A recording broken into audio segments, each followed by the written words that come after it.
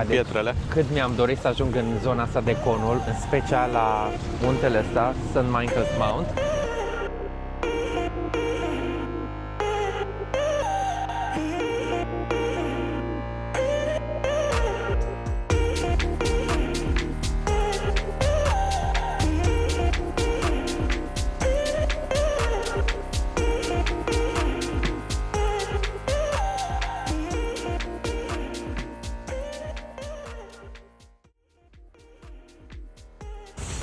Stai să vedem un pic cum e apa aici. Se simte un pic rece, cel puțin pietrele. Cât mi-am dorit să ajung în zona asta de Cornwall, în special la muntele ăsta, St. Michael's Mount. Apa, să știi că e un pic rece, dar nu extraordinar de rece. Și cred că e foarte fain în sensul că în momentul în care ai ceva la care să te focusezi, un pic rece nu-i chiar atât de grav. Și mi se pare că e chiar o cafea de dimineață, te trezește recele ăsta. Nu se mai simte atât de rece, acum deja e ok. Da.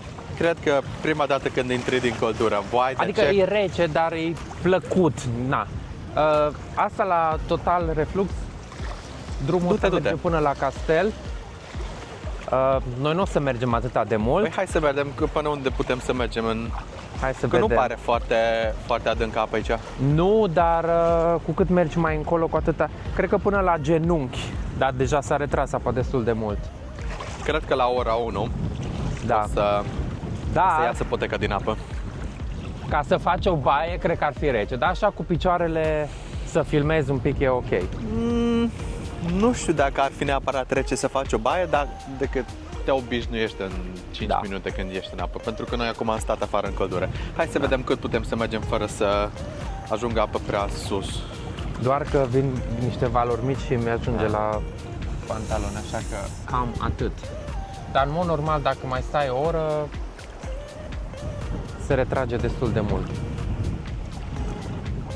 Cam la ora 1 o să revenim și atunci o să fie toată poteca asta afară din apă. Că aici este Atlanticul. Și chestia interesantă este că poți să mergi pe jos, sâmbătă o să fie închisă, astăzi e sâmbătă, deci o să revenim mâine ca să filmăm și înăuntru. Deci sâmbătă este închis castelul, pentru că familia de aici petrece timp și nu ai voie să mergi să vizitezi insula. Dar duminică ai alegerea dacă vrei să mergi pe jos, pe poteca asta, sau dacă vrei să iei un motorboat, cred că care o să te lasă acolo, care te costă 3 lire, așa că nu e foarte scump. Când spunem că este închis sâmbăta, nu înseamnă că e închisă și ipoteca. Deci voi puteți veni chiar dacă este închis până acolo, dacă se retrage apa, deci puteți merge până la zid, doar că nu aveți voie să intrați în interiorul castelului pe munte.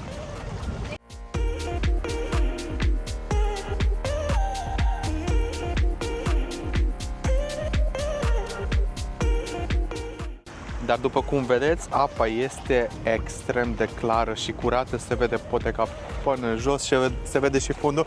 Nu este o potecă foarte înaltă, se vede că, nu știu, are undeva la 20-30 de centimetri, atât iese din apă.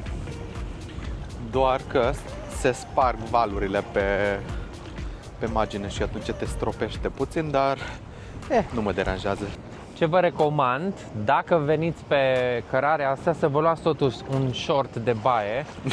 Nu e apa foarte adâncă, doar că vă udați și atunci, dacă nu veniți pregătiți, o să fie mai nasol.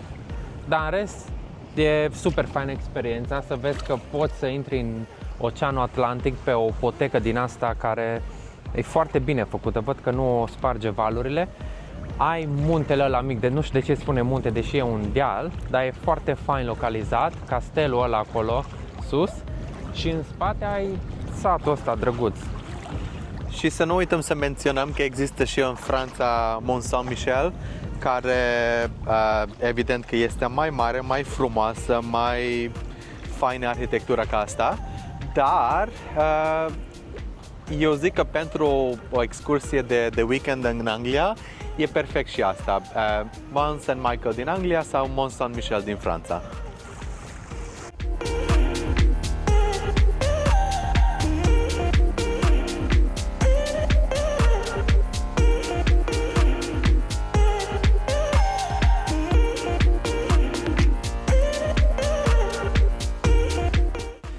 ajuns la noua locație, care cred că o să fie o plajă sălbatică. Se numește, dacă nu mă înșel, Port Guara. Da. Ce puțin așa am văzut pe Port semnul Guara, ăla. Deja poteca aici este incredibil de faină, cu flori, cu chestii. Cred că trebuie să ne plimbăm undeva la o milă. 1 mile, da. De atâta scrie acolo.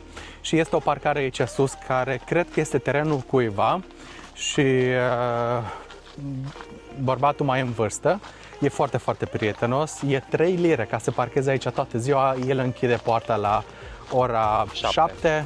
Deci mi se pare super rezonabil. Sincer, când am văzut că există parcare aici chiar lângă plajă, în zona asta sălbatică, credeam că o să ceară cel puțin 10-20 de lire, dar 3 lire este super rezonabil. Peisajul, incredibil. Nu ai zice că e Anglia, deci asta unul la mână, nu ai zice că ești într-o locație în Anglia. Wow, uite-te cum arată și aici. Peisaj sălbatic, uriaș ăsta. Nu, chiar e super fain aici și cred că este o plajă foarte, foarte ascunsă, adică O plajă sălbatică, deci nu neapărat amenajată cu tot ce ai nevoie, pur și simplu dacă vrei mai mult să ai parte de o aventură. da, Adică cred că asta un o pic să de fie natură. aventură, după cum arată drumul. Suntem în zona de Minnock Theatre. Posibil să intrăm puțin mai târziu și acolo la teatru dacă o să mai prindem bilete, pentru că toată lumea a zis că nu mai poți să cumperi bilete pe loc. Trebuie să rezervi în avans și aici nu este semnalizat Aici nimic, posibil așa să că fie mergem sus. acolo unde merg oamenii, mergem în sus. Nu știu, mie mi se pare peisajul incredibil, chiar nu te simți că ești în Anglia. Eu am senzația că ori suntem în Franța, Italia, Sau inclusiv Tenerife. un pic de Malta, da. din cauza că e și verdeață. Wow, stați Și să uitați-vă în întorc jur. camera puțin să vedeți cum arată. Suntem pe ceva deal, wow, incredibil. Acolo jos plaja, acolo Parcarea am parcat acolo lângă biserica aia și așa arată poteca asta ca să mergem sus. Noroc că mai sunt oameni, așa că cred că suntem pe Și încă o dată, corect. chestia asta e mai mult pentru aventură, nu neapărat să vii, nu știu, dacă ai mai multe fițe și vrei ceva la îndemână, nu posibil să nu fie locul perfect, dar dacă vrei altceva, ceva plajă sălbatică, ceva loc wow, atunci este locul perfect. Wow. Wow, ce peisaj aici sus, hei, doggy. Deci deja se vede. Cred că putem să spunem oceanul, nu marea. Marea Celtică, Oceanul Atlantic. Marea Celtică, care oricum dincolo de ea ai Oceanul Atlantic. Deci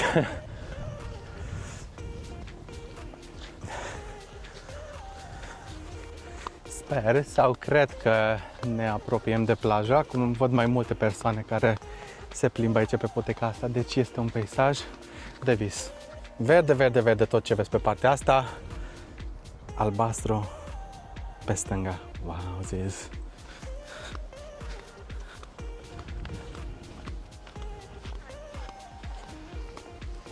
Cum te simți aici? ca într-o altă țară, ca în vacanță, sincer. Un pic de vibe de Spania, din cauza că ești la înălțime și vezi niște pietre, dar pe de cealaltă parte ceva mediteranean, că ai și un pic de verdeață și boscheți ăștia pe aici. Da, cred că apa așa albastră n-am mai văzut în afară de Tenerife și Malta. Și uite, Cel puțin în pietrele UK, în cantitatea asta, să fie wow. Și pietrele de acolo de jos. Wow. Asta îți dau vibe-ul ăla de Tenerife un pic. Uite, cine ne așteaptă aici? Mielca. Ce faine sunt! Ce faceți voi aici? Ok, peisajul devine din ce în ce mai fain. Wow! Nu degeaba a zis Nu vrei să nenea filmezi de la aici parcare că o să fie un pic de steep slope. Ceva? Da. Ce nu vreau. Ce faine și pietrele alea acolo. Wow, dar ce sunt pietrele astea? Foarte interesant și cred că și partea asta arată foarte fain când e apa. Înapoi. Și incredibil și aici la Nașpa că... middle of sunt nowhere papuci. găsești chestii. Inclusiv parcare. Na, unde mergem? Încearcă să treci peste pietre, să nu... Oba. A, se poate acolo? Aha. Încerc să nu alunecă, e un pic nisip. Da. Dacă cineva mă întreabă, se poate și cu cărăciori cu copii? Nu, nu se poate, nici cu cărăciori, nici cu copii. Nu recomand. Vă recomand să veniți aici doar dacă sunteți aventuroși și aveți chef de cățărat pe pietre. Și nu Să nu în mă înțelegeți papuci. greșit, mie îmi place. Și nu un papuci, e bine să aveți ceva totuși sport ca să vă țină piciorul comod și în siguranță.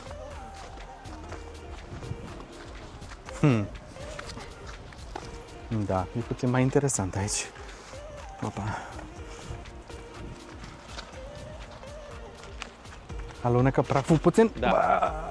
Deci trebuie avut foarte mare grijă să That's fine. ai echipament potrivit și nu de altă, dar ai și praful ăsta care îți intră prin picioare. Bine, dar am crezut că o să trebuiască să mergem mai mult pe pietre, pe chestii, așa că Da. asta nu e chiar atât de periculos. Stâncile alea sunt roșiatice așa. Da.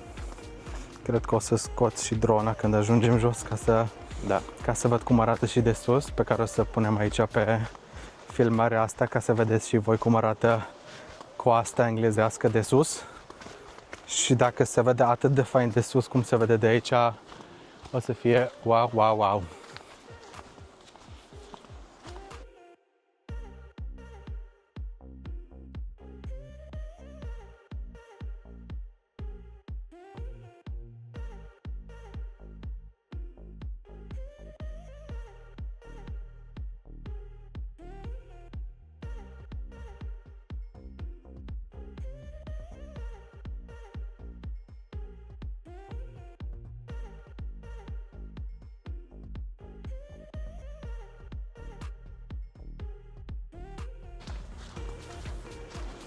Wow, stă ce e o portiță aici. Interesant.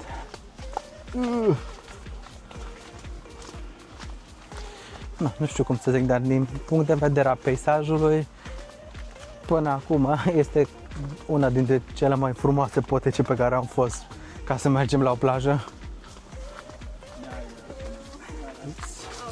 Sorry. Thank you.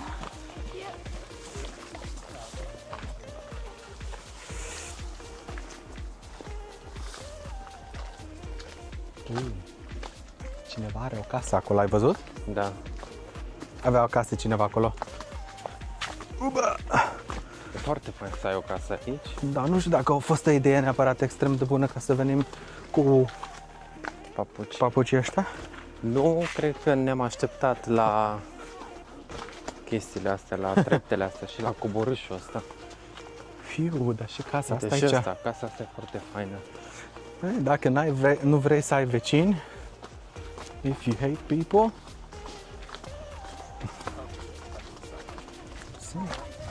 thank you. Uite ce frumos am amenajat Wow. aici, wow. Și asta e grădina cuiva aici. Ai, săraci, ce viață tristă au aici. Glumesc. Da.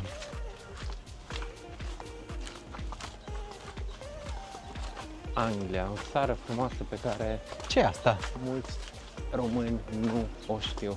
Chestiile astea se află și în Tenerife, în zonele mai deșertice, mai uscate. Rezistă foarte bine la uscat. Uite, plaja aia sălbatică. E micuță, dar foarte drăguță. Cred că una dintre ele, dar uite ce drăguțe Da. sunt.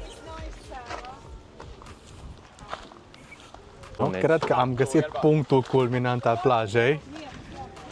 Intri la plaja asta printr-un tunel. Printr-o grotă. Wow! Wow, și ce răcoros e aici. Wow! Aveți grijă dacă veniți cu papuci, aveți și o sfoară să vă țineți aici, să nu Dar alunecați. crezi că alunecă E nisipul? foarte alunecoasă, așa că aveți și niște sfor ca să vă țineți. Oh și eu my o să God. mă țin ca să nu o iau la vale. Dar, oh my god, plajă albă. Wowzers. Wow, Asta da, a plajă. meritat. O, sunt tot două. drumul. Uite și acolo. Deci dacă e să zică careva că e drumul lui până aici, merită fiecare minut de efort. Bine, un efort minim. Să mă întorc puțin să se vadă cum arată exact peisajul aici.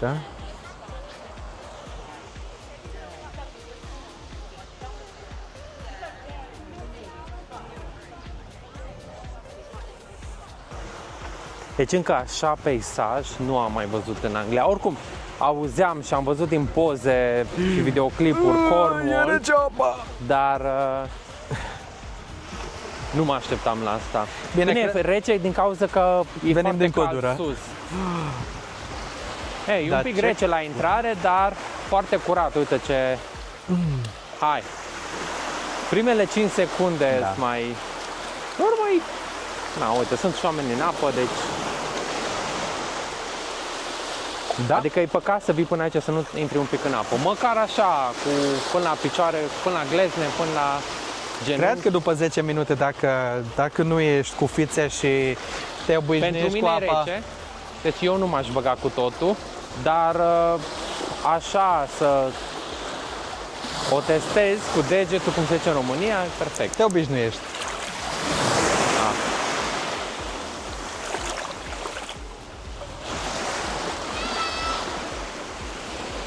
Dar superbă.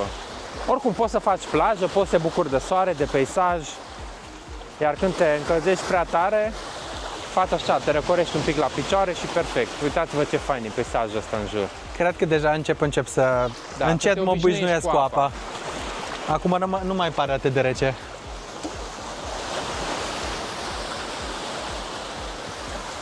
E foarte faină apa și nisipul ăsta. Da. Extrem de curată apa. Și foarte puțină lume. Da, pentru că este o plajă sălbatică și mă gândesc că nu toată lumea știe, nu toată lumea are chef să vină până aici. Eu cred Da. că e foarte puțin cunoscută. Adică, cel puțin pe conturi de, nu știu, social media români din Marea Britanie, nu am văzut-o. Deci, cred Dar că... o să apară acum și să pe TikTok apară. și pe YouTube. Așa că în câteva luni, sau poate anul viitor, o să auziți limba română. Să sperăm că asta o să fie de bine și nu de rău. Să nu faceți mici. Da. Și mizerie. Și gălăgie. Da, deci marea majoritate a plajelor din Marea Britanie sunt Wow. plaje liniștite, fără muzică, fără gălăgie. Deci uite ce albă cristalină e apa. Și nisipul ăsta alb seamănă pe ăla din Sicilia? Da, oarecum. Și acum partea cea mai interesantă. Acolo jos aveți plaja. Deasupra plajei aveți o parcare unde vă puteți lăsa mașina. Și cel mai fain lucru, cel mai important, jos aveți un loc unde puteți servi o cafea, vă puteți lua o înghețată și pur și simplu puteți să faceți o pauză. Da, aici stă lumea la relaxare, la o înghețată. De acolo se ia înghețata, puteți lua apă, puteți lua cola, puteți lua Cornish Pastry, care e foarte renumită în zona asta și în toată Anglia de altfel. Eu cred că merită să încercați.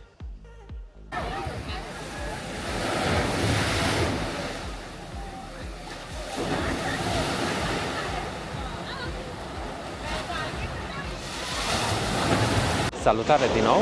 Astăzi o să vă arăt o altă plajă din Cornwall. E atâta de dificil numele de pronunțat. Mie mi se pare că sună a italiană, Porciurno, Porcorno, whatever. Eu o să vă las scris pe ecran, da? Hai să și râdem un pic la pronunțare. Aveți parte de un nisip foarte plăcut, foarte fain, alb. Uitați-vă la culoarea apei. Să știți că apa e cam răcoroasă, are undeva la 14-15 grade, ziceau astăzi. Dar poți să faci o bălăceală și sunt foarte mulți curajoși care intră și fac baie. Zona asta de Cornwall are atâtea plaje frumoase încât, sincer, e foarte greu să te decizi care este cea mai faină sau care ar trebui să o vizitezi. Eu vă recomand să le vizitați pe toate. Aveți facilități, sus, în spate, aveți și o parcare unde se poate lăsa mașina, bineînțeles cu plată. Încercați să veniți cât mai devreme posibil, pentru că în momentul în care, sau în zilele călduroase, o să aveți foarte multă lume, deci foarte aglomerat și cu greu să găsiți loc liber la parcare. În rest, veniți să vă bucurați de vremea faină, de soare, de plajă. Uitați-vă încă o dată ce frumos se vede, parcă ai fi, nu știu, într-o altă țară. Nisipul ăsta mi se pare că are o culoare faină, albă, turcoazul, culoarea aia de turcoaz a mării. Și sunt foarte mulți curajoși care și-au făcut curaj să intre și să testeze apa mării. Eu am testat-o doar cu picioarele, îți dă așa un refresh, dar e foarte fain. Nu uitați, zona asta de Cornwall are nu doar plaje, are o grămadă de obiective pe care le puteți vizita, o grămadă de castele, dar în vremea bună, vremea caldă, vara, vă puteți relaxa aici. Da? Este foarte ușor comparabilă cu plaje din Spania, din Italia, nu neapărat la temperatura apei, dar cum arată, spuneți și voi.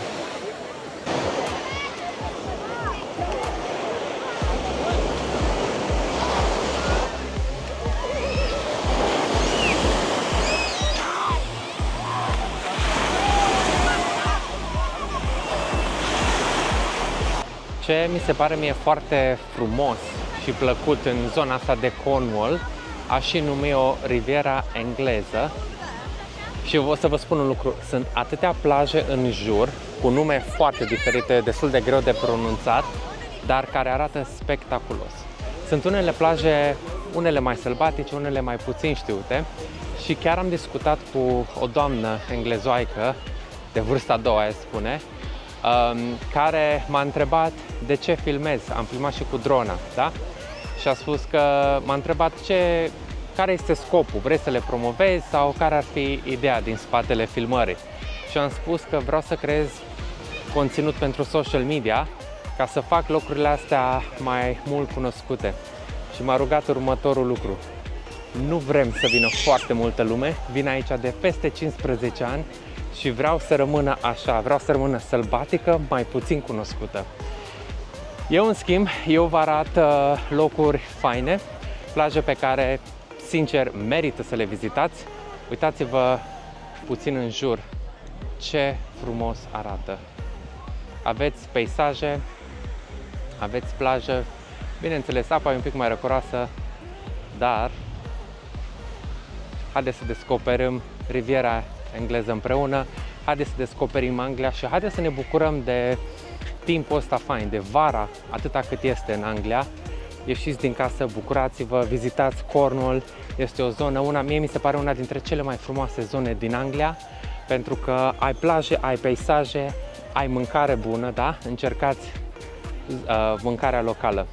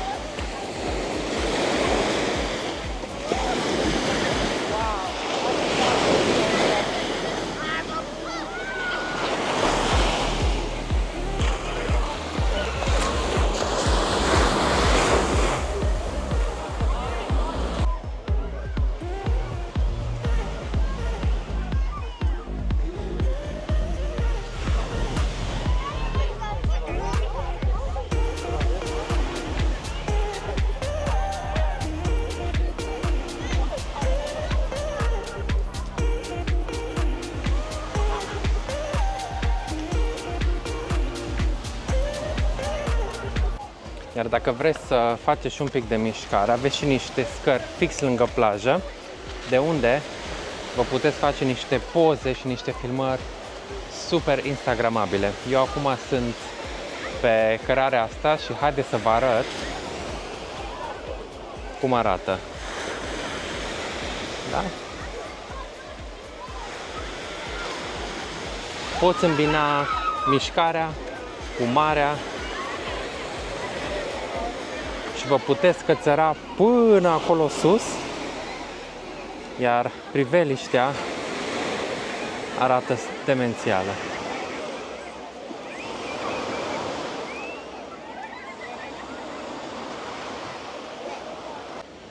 Și eu, bineînțeles, nu vreau să mă las până nu ajung cât mai sus.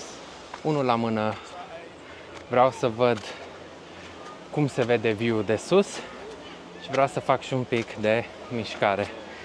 Anglia nu e doar să veniți să vedeți marea, este și să vedeți peisajul de aici, de sus. Ia uitați-vă, uitați-vă la culoarea aia perfectă.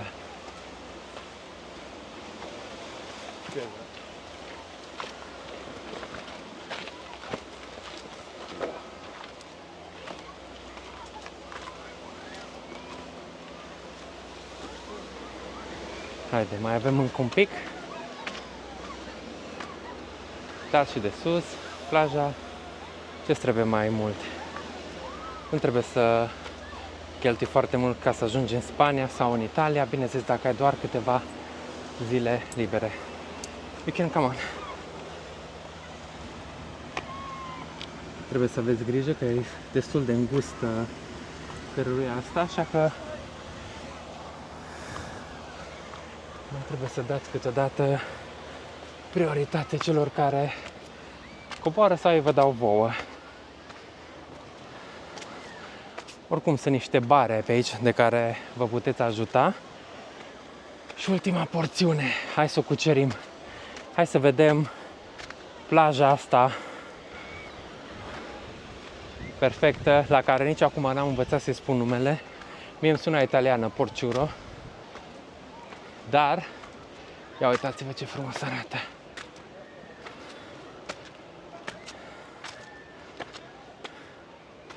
Cornwall trebuie să fie anul ăsta pe lista voastră.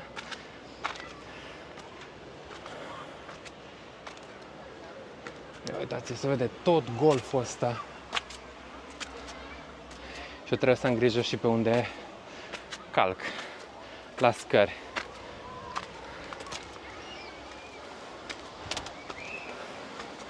Ok, să ne oprim să dăm prioritate oamenilor. Ia uitați cum arată.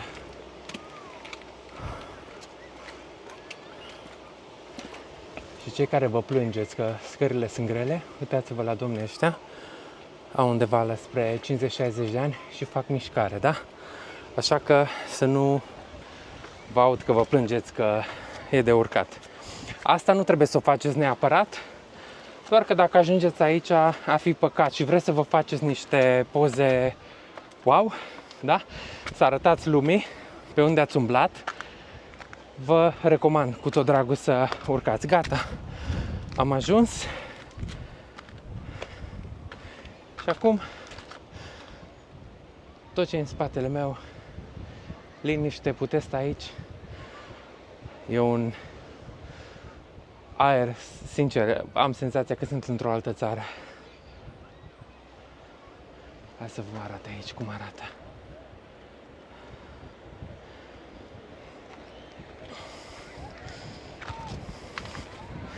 Deci pe aici coborâți, pe scările astea.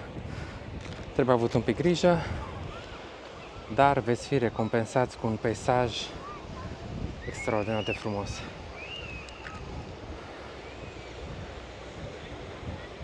Încheiem ziua de astăzi cu o altă plajă superbă, tot din zona Cornwall, din St. Ives. Apa foarte frumoasă, curată, cristalină, mai răcoroasă undeva pe la 17 grade, dar merită să faceți o baie. Haideți să vă arăt un pic și cum arată nisipul. Este un nisip curat, nisip aproape alb, foarte multă lume și chiar în urmă cu câteva minute o persoană de acolo a fost cerută în căsătorie. Așa că zona asta de Cornwall merită vizitată dacă vreți să aveți parte de apă curată, distracție și timp fain.